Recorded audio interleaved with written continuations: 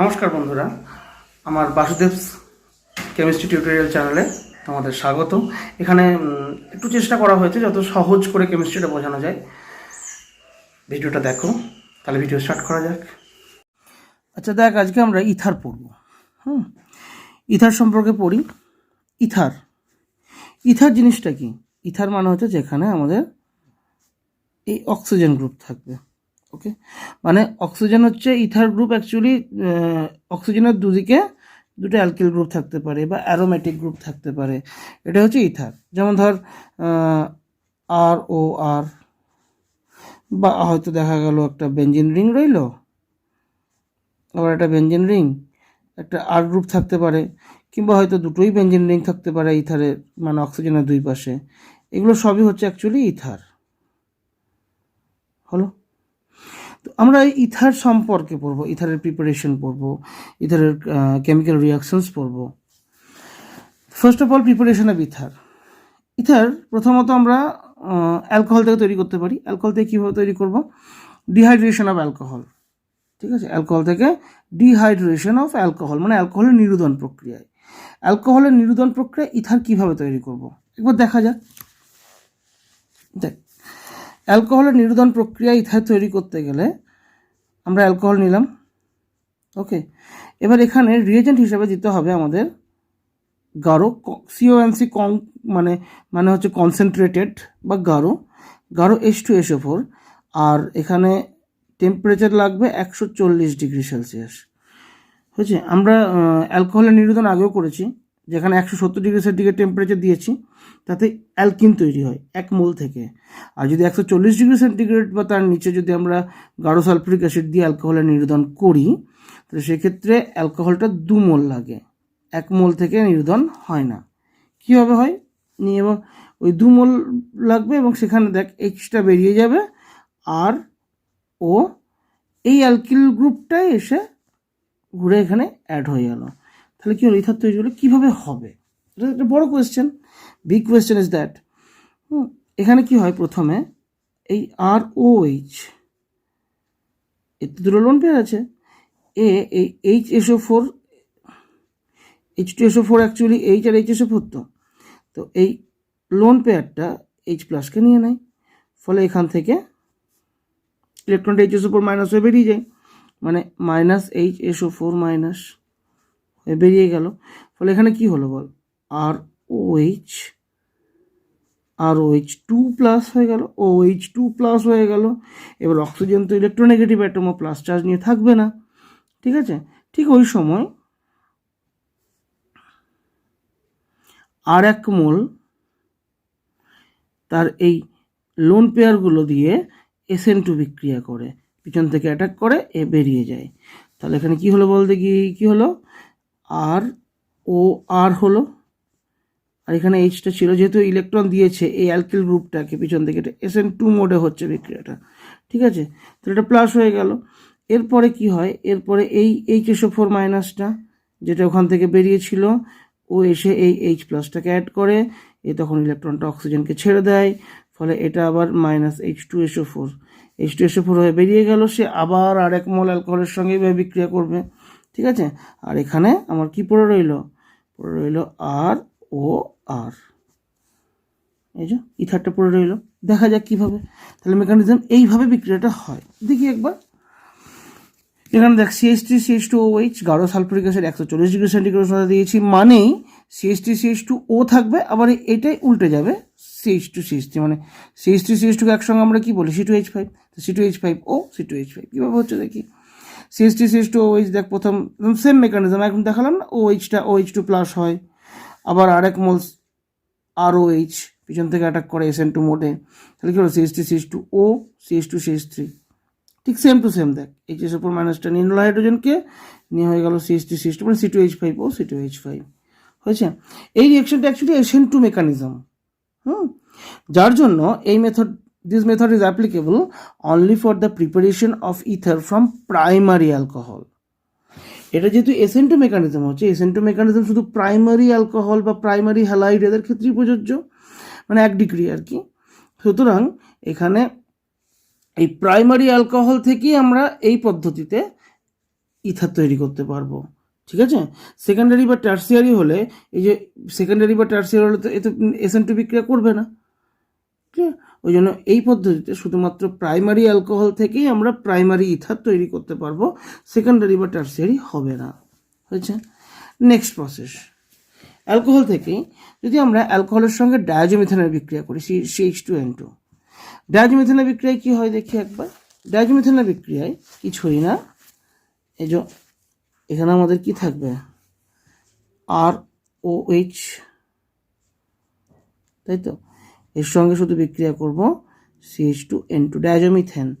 এই CH2N2টা এটার সঙ্গে অ্যাড হয়ে যায় আর নাইট্রোজেন গ্যাসটা বেরিয়ে যায়, ঠিক আছে, -N2, নাইট্রোজেন গ্যাসটা বেরিয়ে গেল, তাহলে কী পড়ে রইল, ROCH3।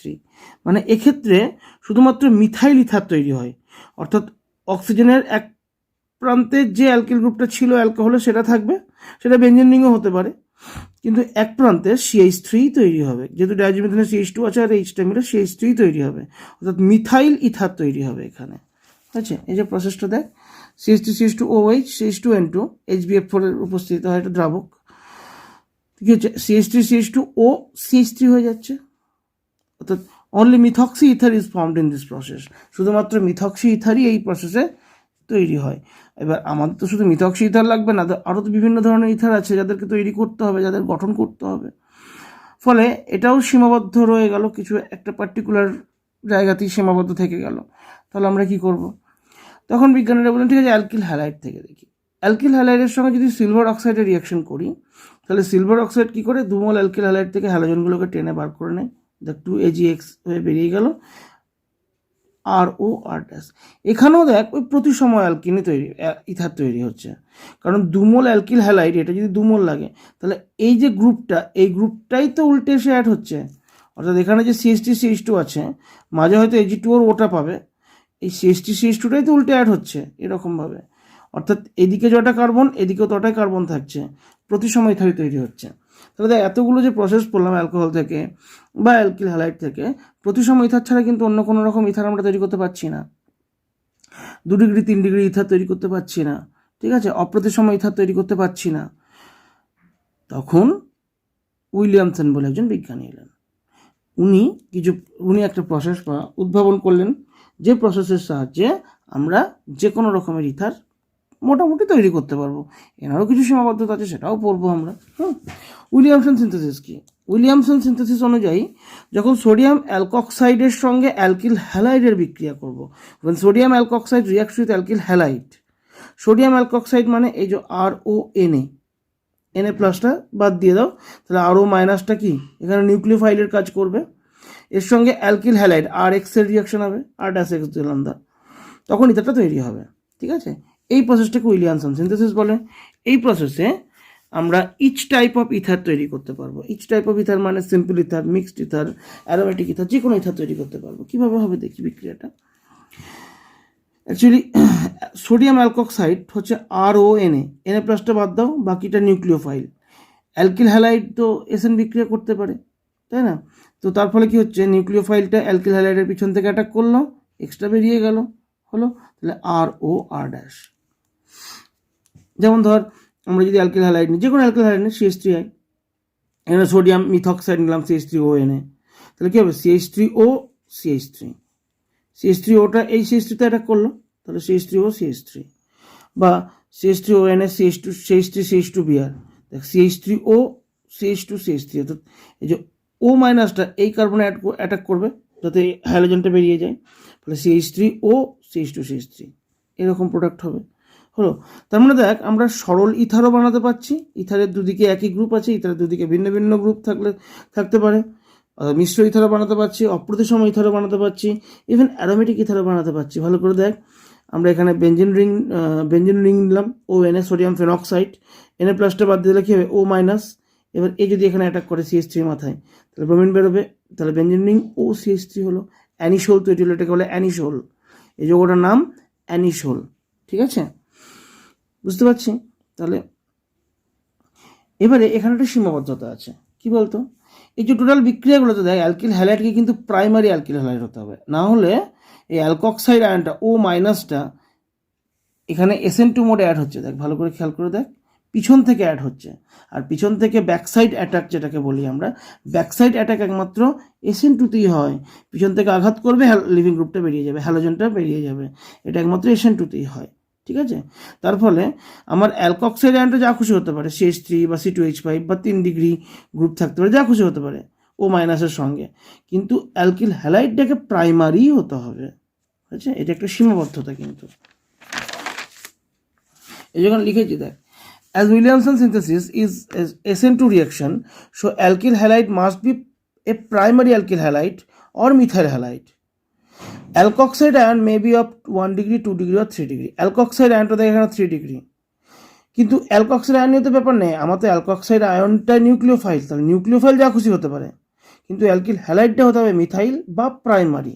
দেখ এখানে দেখ, এই অ্যালকক্সাইড আয়নটা এখানে অ্যাড হতে পারে, তাহলে CH3 ও CH3, কিন্তু যদি হ্যালাইডটা 3 ডিগ্রি হয়, সেক্ষেত্রে অ্যালকক্সাইড আয়ন যাই হোক না কেন, সে তো পিছন থেকে অ্যাটাক করতে পারবে না, কারণ 3 ডিগ্রি অ্যালকিল হ্যালাইড তো SN2 বিক্রিয়া দেয় না। ফলে এখানে কি হয়ে যাবে, আর 3 ডিগ্রি অ্যালকিল হ্যালাইডের ক্ষেত্রে যে বিক্রিয়াটা সম্ভব সেটা যদি না হয়, মানে যেটা করতে চাইছে সেটা না হলে কি এলিমিনেশন হয়ে যায়, ফলে ব্রোমিন আর তার পাশের কার্বন থেকে একটা হাইড্রোজেন, CH3 আর CH3 থাকবে, এটা C++CH2 হয়ে যাবে, ইথার পাচ্ছি না। ঠিক আছে, ইভেন আমরা কি জানি, অ্যারাইল হ্যালাইড এরা কখনো মানে নিউক্লিওফিলিক প্রতিস্থাপন বিক্রিয়া দেয়ই না। ফলে অ্যালকিল মানে হ্যালাইডটাকে শুধু অ্যালকিল হ্যালাইডই হতে হবে এবং 1 ডিগ্রি বা মিথাইল হ্যালাইড হতে হবে, অ্যারাইল হ্যালাইড হলেও হবে না। কারণ দেখ, এখানে যে কোনো অ্যালকক্সাইড আয়নে থাকুক, সে তো আর এখানে বিক্রিয়া করতে পারবে না, কারণ এ তো আর নিউক্লিওফিলিক প্রতিস্থাপন বিক্রিয়া দেবে না, ফলে বিক্রিয়াটাই হবে না। কিন্তু অ্যারোমেটিক, তাহলে অ্যারোমেটিক ইথার বানাবো কী করে? অ্যারোমেটিক ইথার বানাতে গেলে এই অ্যালকক্সাইড আয়নটাকে ফেনক্সাইড করতে হবে, এখানে বেঞ্জিন রিং থাকুক, এসে অ্যাটাক করতে পারে, কিন্তু এর সঙ্গে অ্যাটাক করা যাবে না। ঠিক আছে, এ নিউক্লিওফাইল হিসেবে কাজ করতে পারে, এ অ্যাটাক করলো, দেখ বেঞ্জিন রিংয়ের সঙ্গে ও CH2CH3 হতেই পারে। বোঝা গেল? এটা হচ্ছে উইলিয়ামসন সিনথেসিস সীমাবদ্ধতা। তাহলে মোটামুটি উইলিয়ামসন সিনথেসিসের মাধ্যমে, উইলিয়ামসন সংশ্লেষণের মাধ্যমে আমরা মোটামুটি বিভিন্ন রকমের ইথার তৈরি করতে পারবো, কিছু সীমাবদ্ধতা বাদ দিলে বাকি ঠিকঠাক একটা প্রসেস। এবার আসি আমরা ইথারের রাসায়নিক ধর্ম। ইথার সাধারণত ক্ষারীয়। কেন ক্ষারীয়? কারণ ইথারের এই অক্সিজেন পরমাণুতে দেখ লোন পেয়ার রয়েছে, নিঃসঙ্গ ইলেকট্রন জোড় রয়েছে, নিঃসঙ্গ ইলেকট্রন জোড় থাকলেই সেই ইলেকট্রন জোড় দান করতে পারবে, আর যারা ইলেকট্রন জোড় দান করে তাদের আমরা লুইস ক্ষারক বলি। তার মানে সেই হিসাবে কি ইথার ক্ষারীয় হলো।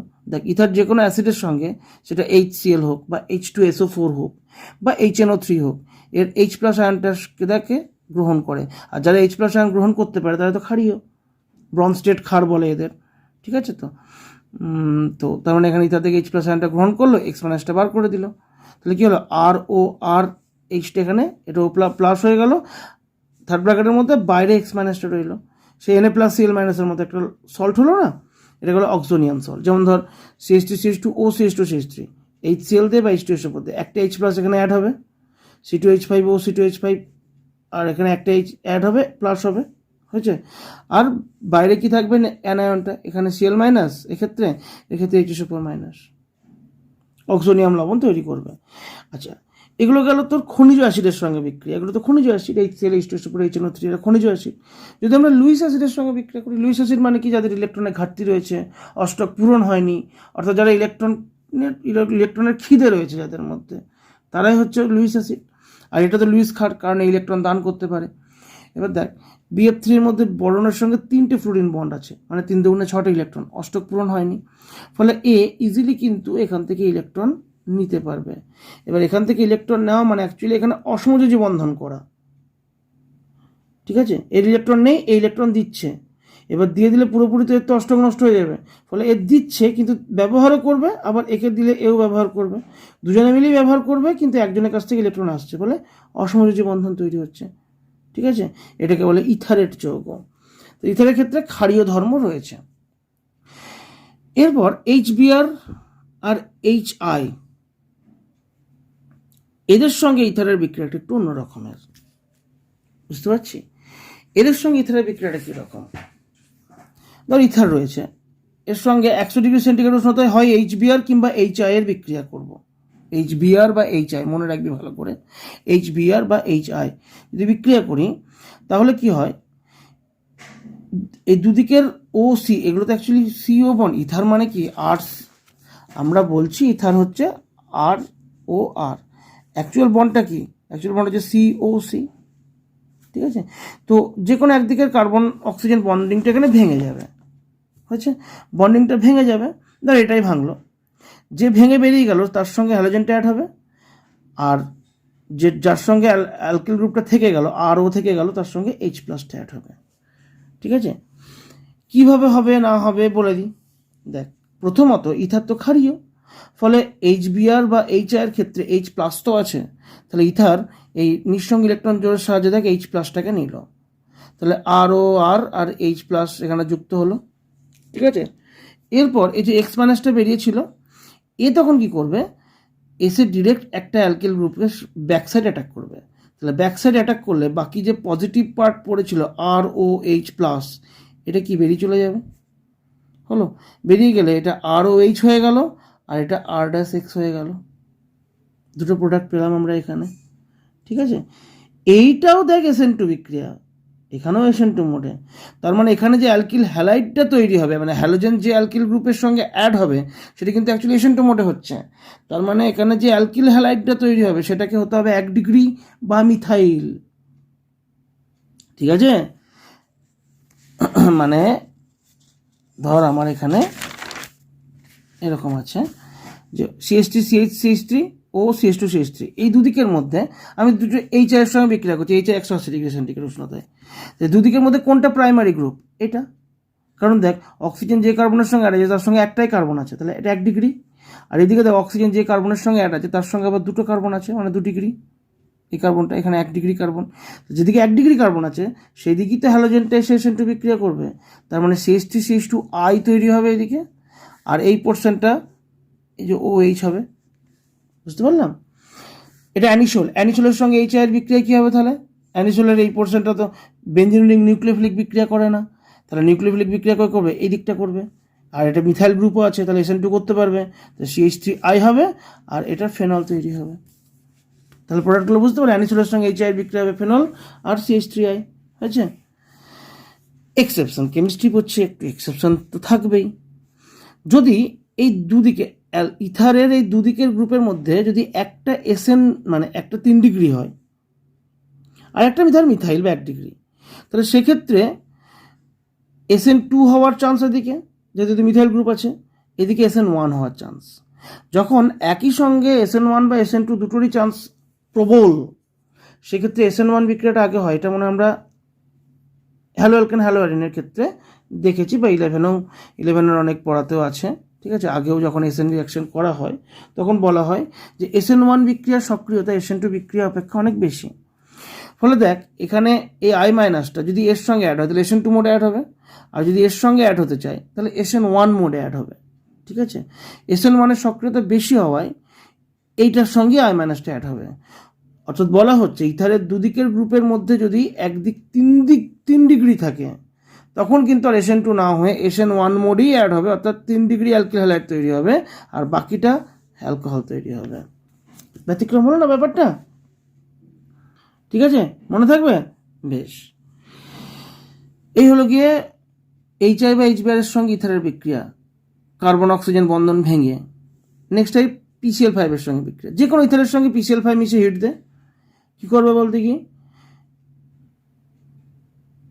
অক্সিজেনটা বেরিয়ে যাবে মাঝখান থেকে, অক্সিজেনটা বার করে দাও, আর এইখান থেকে দুটো ক্লোরিন নাও, দুটো ক্লোরিন একটা এর সঙ্গে একটা এর সঙ্গে অ্যাড করে, তাহলে RCl হলো 2 মোল, আর এই অক্সিজেনটা এখানে অ্যাড করে দাও, তাহলে POCl3, কারণ দুটো ক্লোরিন বেরিয়ে গেলে তো Cl3 পড়ে থাকবে, প্রোডাক্ট হবে কি, দ্য CH3CH2O CH2CH3, PCl5 এর সঙ্গে বিক্রিয়া করলে কি হবে, CH3CH2Cl এদিকে আবার CH3CH2Cl এদিকে, তো 2 মোল C2H CH3CH2Cl হবে, আর এই অক্সিজেনটা এর সঙ্গে অ্যাড হবে ফসফরাসের সঙ্গে POCl3, ঠিক আছে। নেক্সট কার্বন মনোক্সাইডের সঙ্গে ইথারের বিক্রিয়া কিছু শর্তে হবে, কি শর্ত, 125 থেকে 180 ডিগ্রি সেন্টিগ্রেড উষ্ণতা দরকার, বোরন ট্রাইফ্লোরাইড অনুঘটকের প্রয়োজন, আর 500 অ্যাটমসফিয়ার প্রেশার দরকার। এই অতিরিক্ত চাপে আর এই অতিরিক্ত উষ্ণতায় কার্বন মনোক্সাইড ও আর আর এই বন্ধনের মাঝে ঢুকে যায়। দেখ মানে তাহলে কি হলো, আর সিও ও আর, এই যে ও আর আর আর ও এই বন্ধন দুটোর মাঝখানে ঢুকে গেল বাই প্রেশার, তাহলে কি হলো আর সিও ও আর, এস্টার তৈরি হয়ে যাচ্ছে। দেখ CH2CH2O CH2CH3 কার্বন মনোক্সাইড দিয়েছি BF3 অনুঘটকের উপস্থিতিতে 125 থেকে 180 ডিগ্রি সেন্টিগ্রেড উষ্ণতা, 500 অ্যাটমসফিয়ার চাপ। অতিরিক্ত চাপ আর তাপে কার্বন মনোক্সাইড কী হবে, ঢুকে যাবে ভিতরে, বাই প্রেশার ভিতরে ঢুকে যাচ্ছে। CH3CH2CO, C2H5, CH3CH2CO, C2H5 ester তৈরি হয়ে গেল। কনভার্সন দেয় ডাইথাইল ইথার থেকে এই যে